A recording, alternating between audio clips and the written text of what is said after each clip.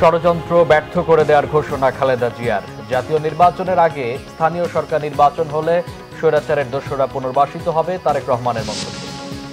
ছাত্র তরুণদের দলের নাম জাতীয় নাগরিক পার্টি, নাহিদ ইসলাম আহ্বায়ক, সদস্য সচিব আক্তার। গণতান্ত্রিক ছাত্র সংসদের 205 সদস্যের আহ্বায়ক কমিটি। দেশের প্রয়োজনে সেনাবাহিনীর সকল সদস্যকে জীবন উৎসর্গ করতে প্রস্তুত থাকতে হবে, রাজশাহী সেনানিবাসে বললেন জেনারেল ওয়াকার। রমজান মাসের প্রথম সপ্তাহে আসছে 14 কোটি লিটার অপরিশোধিত সয়াবিন তেল, চাহিদার তুলনায় আমদানি বেশি, জানালেন ভোক্তা মহাপরিচালক। দেখছিলেন ক্রাউন সিমেন্ট সংবাদ শিরোনাম, এবার বিস্তারিত। বিএনপি চেয়ারপারসন বেগম খালেদা জিয়া বলেছেন, দেশ এক সংকটময় কাল অতিক্রম করছে। সংস্কার দ্রুত শেষ করে নির্বাচনের দিকে এগিয়ে যাওয়ার আহ্বান জানান তিনি। বিএনপির বর্ধিত সভায় একথা বলেন খালেদা জিয়া। সংসদ ভবনের এলডি হল প্রাঙ্গণ উৎসব মুখর। এর মধ্যে মঞ্চ থেকে ঘোষণা আসে বর্ধিত সভার প্রধান অতিথি BNP chairperson Begum Khaleda Zia. London থেকে অনলাইনে তিনি যুক্ত হওয়ায় উৎফুল্ল হন নেতাকর্মীরা। প্রতিহিংসা বা প্রতিশোধ নয়, পারস্পরিক ভ্রাতৃত্ববোধ, ভালোবাসা দিয়ে সকলে মিলে গণতান্ত্রিক বাসযোগ্য উন্নত বাংলাদেশ গড়ার আহ্বান জানান বেগম খালেদা জিয়া।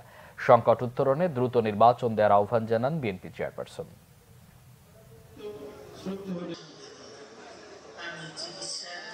দেশ আজ এক সংকটময় সময় অতিক্রম করছে। আপনাদের এবং ছাত্রদের সমন্বিত আন্দোলনের ফলে ফ্যাসিস্ট শাসকেরা বিদায় নিয়েছে। একটা অন্তর্বর্তীকালীন সরকার গঠিত হয়েছে। তাদের কাছে জনগণের প্রত্যাশা, রাষ্ট্র মেরামতের ন্যূনতম সংস্কার দ্রুত সম্পন্ন করে গণতান্ত্রিক ব্যবস্থায় ফিরে যাওয়ার জন্য সকলের কাছে গ্রহণযোগ্য একটি নির্বাচন অনুষ্ঠান সম্পন্ন করা। বিএনপির ভারপ্রাপ্ত চেয়ারম্যান তারেক রহমান বলেছেন, জাতীয় নির্বাচন নিয়ে প্রধান উপদেষ্টার বক্তব্য ইতিবাচক হলেও কোনো উপদেষ্টার বিভ্রান্তিমূলক বক্তব্যে জনগণ হতাশ। জাতীয় নির্বাচনের আগে স্থানীয় সরকার নির্বাচন হলে স্বৈরাচারের দোসররা পুনর্বাসিত হবে মন্তব্য করে তিনি বলেন, বিএনপি এই ফাঁদে পা দেবে না। সরকারের সংস্কার ও বিএনপির 31 দফার মধ্যে তেমন কোনো পার্থক্য নেই বলে জানান তিনি। ঐক্য ও জাতীয় নির্বাচনের পরিবেশ নষ্টের ষড়যন্ত্র চলছে জানিয়ে এ ব্যাপারে কৃষক, শ্রমিক, আলেম ওলামা, পীর মাশায়েখ সহ দেশবাসীকে সতর্ক থাকার আহ্বান জানান তারেক রহমান। বলেন, আইনশৃঙ্খলা পরিস্থিতির উপর সরকার নিয়ন্ত্রণ প্রতিষ্ঠা করতে পারছে না। জনগণের রাজনৈতিক ক্ষমতায়ন না হলে স্বাধীনতা, সার্বভৌমত্ব সুরক্ষিত হয় না, আর এজন্যই বিএনপি বারবার নির্বাচনের কথা বলছে। বিভিন্ন সময় নির্বাচন নিয়ে প্রধান উপদেষ্টার বক্তব্য জনমনে ইতিবাচক ধারণা সৃষ্টি করলেও জাতীয় নির্বাচন নিয়ে কোনো উপদেষ্টার বিভ্রান্তিমূলক বক্তব্য, মন্তব্য স্বাধীনতাপ্রিয় গণতান্ত্রিকামী জনগণের জন্য হতাশার কারণও হয়ে উঠেছে। সরকার যেখানে বাজার পরিস্থিতি কিংবা আইন শৃঙ্খলা পরিস্থিতির নিয়ন্ত্রণে কাঙ্ক্ষিত সাফল্য অর্জন করতে পারছে না, সেখানে জাতীয় নির্বাচনের আগে স্থানীয় নির্বাচন অনুষ্ঠানের নামে কেন দেশের পরিস্থিতি আরো ঘোলাটে করতে চাইছে, এটি জনগণের কাছে বোধগম্য নয়। গণতান্ত্রিকামী জনগণ মনে করেন, স্থানীয় নির্বাচন অনুষ্ঠিত হলে সেটি হবে সারা দেশে পলাতক স্বৈরাচারের দোসরদের পুনর্বাসনের একটি প্রক্রিয়া, যা সরাসরি গণ অভ্যুত্থান আকাঙ্ক্ষা বিরোধী। গণহত্যাকারী, টাকা পাচারকারী, দুর্নীতিবাজ মাফিয়া চক্রকে পুনর্বাসন প্রক্রিয়ার এই ফাঁদে বিএনপি পা দেবে না, বিএনপি পা দিতে পারে না। দর্শক, জাতীয় সংসদ ভবনের এলডি হল প্রাঙ্গণে এই মুহূর্তে আছেন আমাদের বিশেষ প্রতিনিধি মিরাজ হোসেন গাজী। সরাসরি যুক্ত হচ্ছি তার সাথে। মিরাজ, বিএনপির বর্ধিত সভার এখনকার কার্যক্রম সম্পর্কে আমাদেরকে জানাবেন।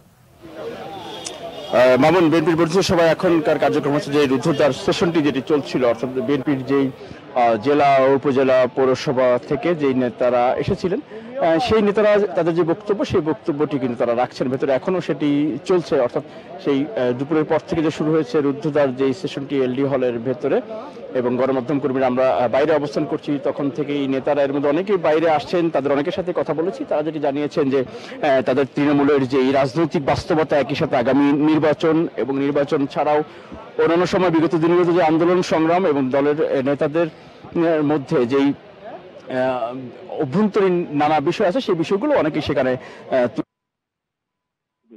একই সাথে বর্তমান বাস্তবতায়, অর্থাৎ এই 5 আগস্টের পরবর্তী পরিস্থিতিতে বিএনপিকে নিয়ে যেই ষড়যন্ত্র চলছে বা নানা রকম অপপ্রচার করা হচ্ছে, এই বিষয়টিও বিএনপির তৃণমূলের নেতারা বা বিএনপির যেই আজকের এই বর্ধিত সভায় যারা এসেছেন সারা দেশ থেকে, সেই নেতারা সেই বিষয়গুলো তুলে ধরছেন। এবং এই একই সাথে দলের যারা দায়িত্বশীল পর্যায়ে আছেন তারা নেতাদেরকে যেটি জানিয়েছেন শুরুতেই, যে দলকে ঐক্যবদ্ধ রাখার জন্য, একই সাথে পুরো জাতিকে ঐক্যবদ্ধ রাখার জন্য বিএনপি যেহেতু বড় সংগঠন, সেই ক্ষেত্রে বিএনপির দায়িত্ব এখানে বেশি। আর এই বেশি দায়িত্ব হওয়ার কারণে তারা যেটি বলছেন যে বিএনপিকে বেশি ধৈর্য ধরে জনগণকে সাথে রেখে এবং জনগণের সাথে থেকে তারা যেন রাজনীতি করে, সেই বিষয়টির উপর গুরুত্ব দিচ্ছেন দলের বিভিন্ন পর্যায়ে নেতাকর্মীরা। এবং এর আগে অর্থাৎ প্রথম অধিবেশনে বিএনপির চেয়ারপারসন বেগম খালেদা জিয়া এবং ভারপ্রাপ্ত চেয়ারম্যান তারেক রহমান যে দিক নির্দেশনা দিয়েছিলেন যে ব্যক্তির চেয়ে দল বড়, দলের চেয়ে দেশ বড়, যেই নীতি, যেই মূল আদর্শ, সেই বিষয়টিকে সামনে রেখে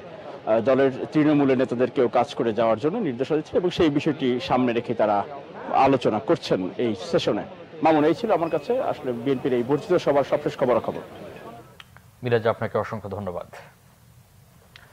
কাল ঘোষণা আসছে নতুন রাজনৈতিক দলের। এই দলের আহ্বায়ক হিসেবে থাকছেন নাহিদ ইসলাম, সদস্য সচিব আক্তার হোসেন, এছাড়া মুখ্য সংগঠক উত্তরে সার্জিস আলম, দক্ষিণে হাসনাত আবদুল্লাহর নাম জানা গেছে। আনুষ্ঠানিকভাবে শীর্ষ 6টি পদে আরও থাকছেন যুগ্ম সমন্বয়ক হান্নান মাসুদ। আগামীকাল জাতীয় সংসদের সামনে বিকেল 3টায় নতুন এই রাজনৈতিক দলের নাম ঘোষণা করার কথা জানিয়েছে জাতীয় নাগরিক কমিটি। এরই মধ্যে বুধবার দুপুরে গণমাধ্যমে 6টি গুরুত্বপূর্ণ পদের নাম প্রকাশ করে সংগঠনটি। আগামীকালের অনুষ্ঠানে রাজনৈতিক দল, কূটনীতিক ও জুলাই বিপ্লবে শহীদ ও আহত পরিবারের সদস্যদের আমন্ত্রণ জানানো হয়েছে।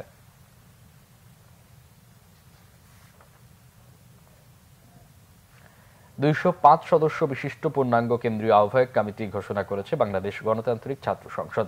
বৃহস্পতিবার বিকেলে ঢাকা বিশ্ববিদ্যালয়ের মধুর ক্যান্টিন থেকে এই ঘোষণা দেওয়া হয়। এ সময় সাংগঠনিক পক্ষ থেকে জানানো হয়, জুলাই আন্দোলনের আকাঙ্ক্ষা বাস্তবায়নে দেশের বিভিন্ন শিক্ষা প্রতিষ্ঠানের শিক্ষার্থীদের সমন্বয়েই এই কমিটি ঘোষণা করা হয়েছে।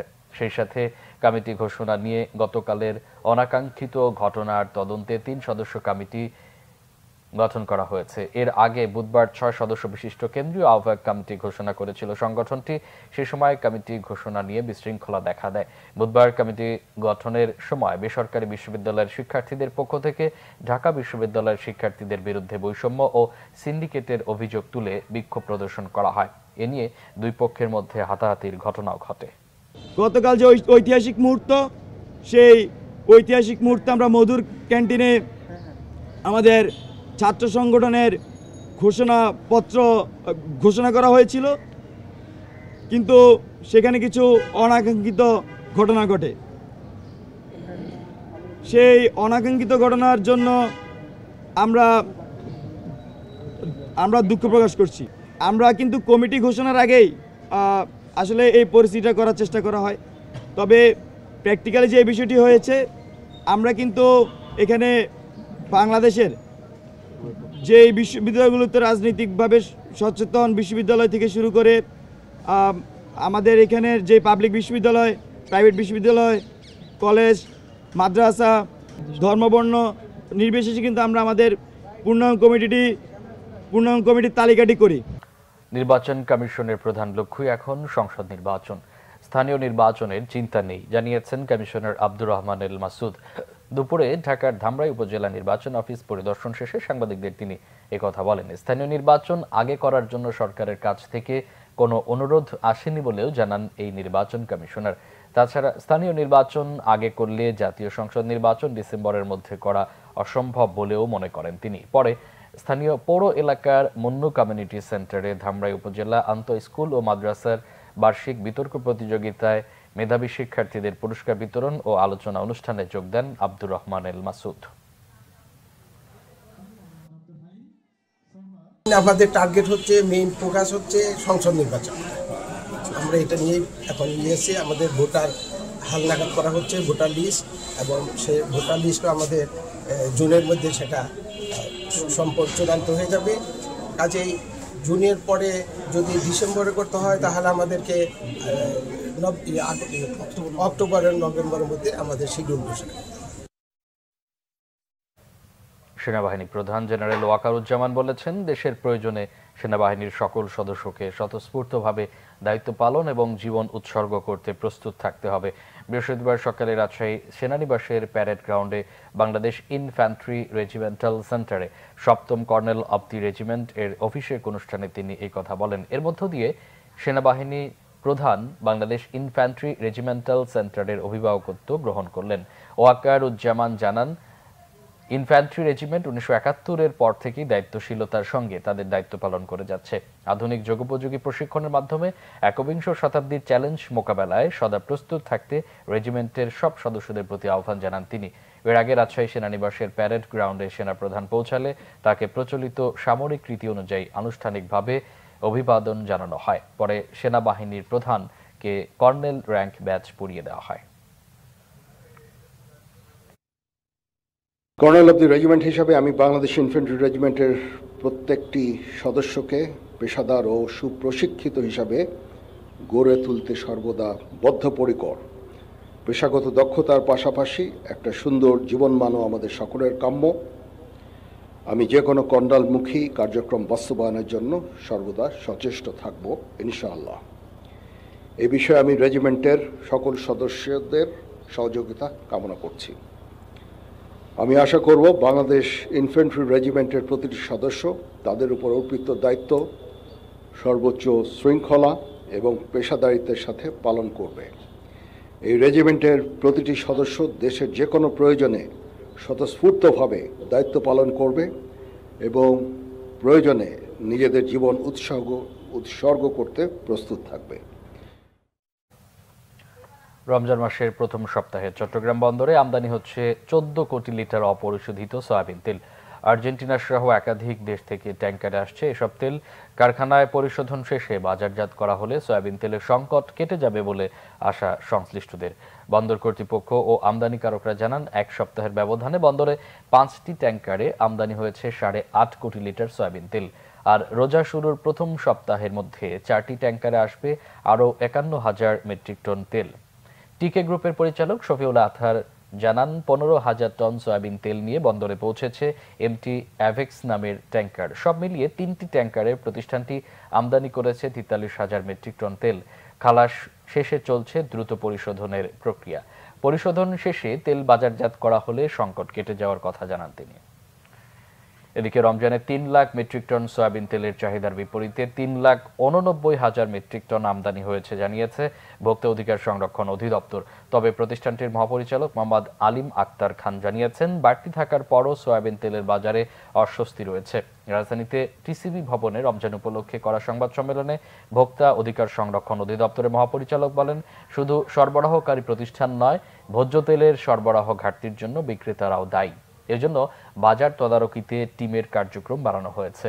তেলের সরবরাহ কমিয়ে দেয়ায় সরবরাহকারী 3টি প্রতিষ্ঠানকে কারণ দর্শানোর নোটিশ দেওয়া হয়েছে জানিয়ে ভোক্তার মহাপরিচালক বলেন, কেউ তেল নিয়ে সিন্ডিকেট করলে তাদের বিরুদ্ধে আইনানুগ ব্যবস্থা নেওয়া হবে। পাশাপাশি ব্যবসায়ীদের মনোভাবের পরিবর্তন করে তাদের সংযমী হওয়ার আহ্বান জানান তিনি।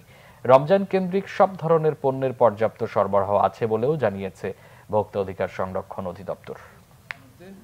3,89,000 টনের মতো আমদানি হয়েছে। কেবলমাত্র ভোজ্য তেলের বিষয়ে আমাদের একটু অস্বস্তি আছে।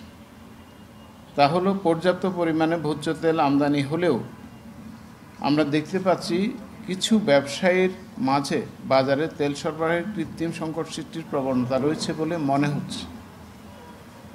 এই বিষয়ে জাতীয় ভোক্তা অধিকার সংরক্ষণ অধিদপ্তর আইনানুগ ব্যবস্থা গ্রহণ করছে এবং যে ব্যবস্থা আমরা নিচ্ছি তা অব্যাহত থাকবে। হটলাইন ওই ব্যক্তির ঠিক। বরিশাল নগরবাসীর জন্য দর্শনীয় স্থান তৈরি হচ্ছে নদী তীরবর্তী এলাকায়। 30 গোডাউন সংলগ্ন খালের দুকুল ঘিরে প্রায় 1.5 কিলোমিটার জায়গায় এই দৃষ্টিনন্দন স্থাপনা হতে চলছে। তবে শিশুদের খেলাধুলার জন্য কিছু রাইডার এবং খালে প্যাডেল নৌকার ব্যবস্থা করলে আরও উপভোগ্য হবে বিনোদন জোন, বলছে নগরবাসী। বরিশাল থেকে শাহিন হাসানের রিপোর্ট। কেএফডব্লিউ প্রজেক্টের বরিশাল সিটি কর্পোরেশনের সৌন্দর্য বর্ধনের এই কাজে বরাদ্দ 4.5 কোটি টাকা। নদী তীরবর্তী 1.5 কিলোমিটার এলাকার এই প্রকল্পে নদী সংলগ্ন খালের দুপাশে ফুটপাতে ওয়াকওয়ে এবং সাইকেলওয়ের সাথে নির্মিত হচ্ছে বসার বেঞ্চ ও লাইটিং সিস্টেম। তবে কাজে খুবই ধীর গতির অভিযোগ। 5ই আগস্টের পর সম্প্রতি সড়ক দখল করে শিশুদের জন্য নির্মিত শাহানারা বেগম শিশু পার্ক ভাঙার পর নগরীতে বিনোদন পার্কের ঘাটতি আরও তীব্র হয়। ফলে নদীর তীরের এই প্রকল্পে শিশুদের জন্য কিছু রাইডার সংযুক্ত করলে বিনোদনে নতুন মাত্রা যোগ হবে বরিশালবাসীর জন্য। পার্কের ভেতরে যে দোলনায় দোলতো এবং অন্যান্য যে জিনিসগুলো ছিল, কিন্তু আমার বাসা এখানে আমি দেখলাম যে এগুলো লুট হয়ে গেছে। বরিশালবাসী চাবে যে এইটাই, যে নদীর পাড়ে যেখানে বিনোদন কেন্দ্র হচ্ছে ওইখানে যাতে পরিপূর্ণভাবে শিশুরা যাতে তার মায়ের সাথে বা ফ্যামিলির সাথে নিজের মন দিয়ে আজকে খেলাধুলা করতে পারে। কাজটা দীর্ঘদিন যাবত এভাবে পড়ে আছে, কাজটা হচ্ছে না। নিরাপত্তায় এরা বসতে পারে না, হাঁটাচলা করতে পারে না। প্যাডেল নৌকা হওয়ার কথা, তারপরে বিনোদন কেন্দ্র টাইপের একটা কিছু করার কথা সিটি কর্পোরেশনের পক্ষ থেকে। এই কাজের কোনো অগ্রগতি আমরা এখনো পর্যন্ত দেখতে পাচ্ছি না। কাজটা একটু দ্রুত হইলে মানুষের হাঁটাচলা, বিকেলে ঘোরাফেরা, ফ্যামিলি নিয়ে একটা ভালো জায়গা হইতো আর কি। প্রকল্প এলাকায় খালি জায়গা থাকলে সেখানে পার্ক করার প্রস্তাবটি ভেবে দেখার কথা জানালেন বিসিসি কর্তৃপক্ষ। দেখবো যে আমাদের কোথায় কোন জায়গাগুলো আছে, জায়গা যদি থাকে সেখানে আমরা নতুন করে উদ্যোগ নিতে পারবো এবং সেই সামর্থ্য আমাদের আছে। রাইডার বসানোর মতো জায়গা পাশে আছে জানিয়ে ঠিকাদার 2-1 মাসের মধ্যে কাজ শেষ করার কথা জানান। প্রায় 60%, হয়তো আর 2-1 মাসের মধ্যে আমরা এটা চূড়ান্ত পর্যায়ে নিতে পারবো। নদী তীরবর্তী খালপাড়ের এই প্রকল্পে যে খালি জায়গা রয়েছে সেখানে শিশুদের জন্য একটি খোলা পার্ক সংযুক্ত হলে দর্শনীয় এই স্থানটি আরও উপভোগ্য হবে বলে দাবি বরিশালবাসীর। শাহিন হাসান, বাংলা ভিশন, বরিশাল। টাঙ্গাইলে শিক্ষা সফরের বাসে ডাকাতির ঘটনায় 4 জনকে গ্রেফতার করেছে পুলিশ। উদ্ধার করা হয়েছে লুট হওয়া মোবাইল ফোন, নগদ টাকা ও স্বর্ণালঙ্কার সহ মালামাল। ঘাটাইল উপজেলার বিভিন্ন জায়গায় অভিযান চালিয়ে বুধবার গ্রেফতার করা হয় আয়নাল হক, মোহাম্মদ ফজলু, আয়নাল এবং নাসির নামে 4 জনকে। এ সময় তাদের কাছ থেকে একাধিক মোবাইল ফোন, স্বর্ণের আংটি, রামদা এবং নগদ অর্থ উদ্ধার করা হয়। বৃহস্পতিবার গ্রেফতারকৃতদের কারাগারে পাঠিয়েছে আদালত। দুপুরে টাঙ্গাইলের অতিরিক্ত পুলিশ সুপার আব্দুল্লাহ আল মামুন বিষয়টি নিশ্চিত করেছেন। এ ব্যাপারে ঘাটাইল থানার ওসি সজল খান জানান, মঙ্গলবার ভোর 4টার দিকে ডাকাতির শিকার হন ময়মনসিংহের একটি উচ্চ বিদ্যালয়ের শিক্ষার্থী, শিক্ষক ও অভিভাবকরা।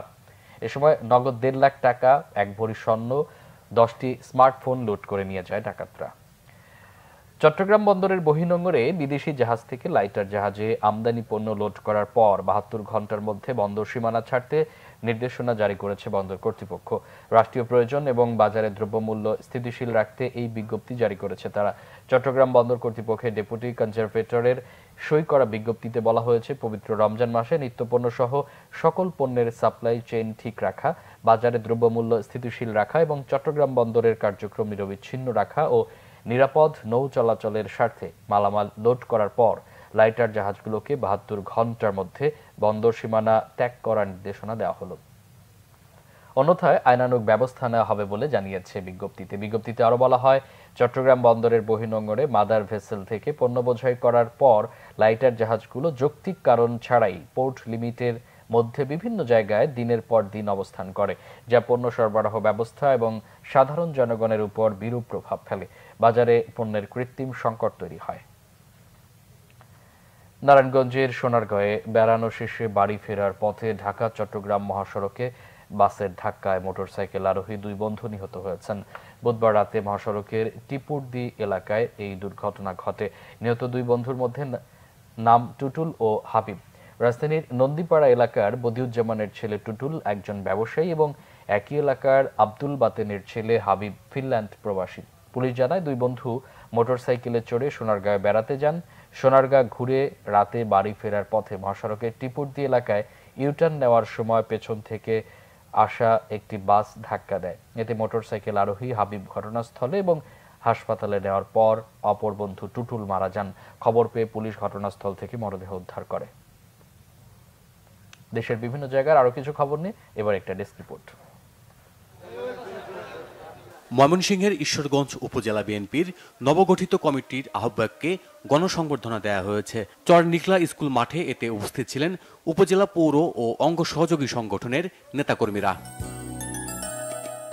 জেলা আইনজীবী সমিতি নির্বাচন হয়েছে পটুয়াখালীতে। সকাল 10টা থেকে শুরু করে বিকাল 4টা পর্যন্ত চলে ভোট গ্রহণ। সভাপতি পদে লড়েন জেলা জামায়াতের আমির অ্যাডভোকেট নাজমুল আহসান ও পৌর বিএনপির সাধারণ সম্পাদক অ্যাডভোকেট হুমায়ুন কবির। সুনামগঞ্জের শান্তিগঞ্জ উপজেলা বিএনপির নবগঠিত আহ্বায়ক কমিটিকে প্রত্যাখ্যান করেছে দলটির একাংশের নেতাকর্মীরা। সকালে নবগঠিত কমিটি প্রত্যাখ্যান করে নতুন করে কমিটি গঠনের দাবি জানিয়ে বিক্ষোভ মিছিল করেন নেতাকর্মীরা। খাগড়াছড়িতে রমজানে পণ্যের মূল্য সহনীয় রাখতে অভিযানে নেমেছে জেলা প্রশাসনের ভ্রাম্যমাণ আদালত। দুপুরে শাপলা চত্বর সহ বিভিন্ন দোকানে এতে উপস্থিত ছিলেন জেলা প্রশাসনের নির্বাহী ম্যাজিস্ট্রেট।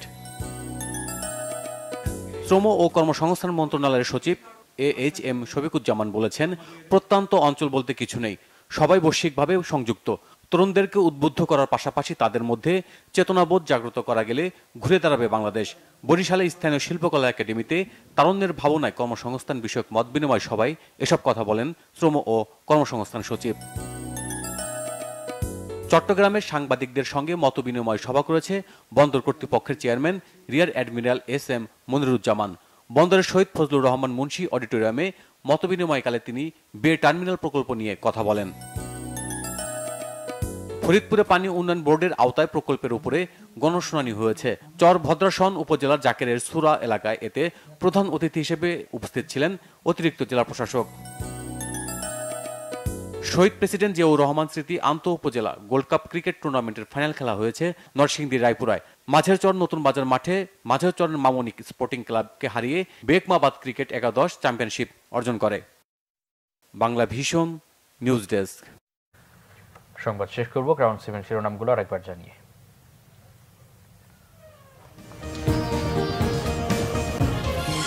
ষড়যন্ত্র ব্যর্থ করে দেওয়ার ঘোষণা খালেদা জিয়ার। জাতীয় নির্বাচনের আগে স্থানীয় সরকার নির্বাচন হলে স্বৈরাচারের দোসররা পুনর্বাসিত হবে, তারেক রহমানের মন্তব্য। ছাত্র তরুণদের দলের নাম জাতীয় নাগরিক পার্টি, নাহিদ ইসলাম আহ্বায়ক, সদস্য সচিব আক্তার। গণতান্ত্রিক ছাত্র সংসদের 205 সদস্যের আহ্বায়ক কমিটি। দেশের প্রয়োজনে সেনাবাহিনীর সকল সদস্যকে জীবন উৎসর্গ করতে প্রস্তুত থাকতে হবে, রাজশাহী সেনানিবাসে বললেন জেনারেল ওয়াকার। রমজান মাসের প্রথম সপ্তাহে আসছে 14 কোটি লিটার অপরিশোধিত সয়াবিন তেল, চাহিদার তুলনায় আমদানি বেশি, জানালেন ভোক্তা মহাপরিচালক। এই ছিল এখনকার মতো। পরে সংবাদ সন্ধ্যা 7:30টায় দেখার আমন্ত্রণ রইল। এছাড়া বাংলা ভিশন সংবাদ ও সংবাদ সংশ্লিষ্ট অনুষ্ঠান দেখতে ভিজিট করুন www.bvnews24.com ও facebook.com/banglavisionnews এবং সাবস্ক্রাইব করুন youtube.com/banglavisionnews। এতক্ষণ সাথে থাকায় অসংখ্য ধন্যবাদ।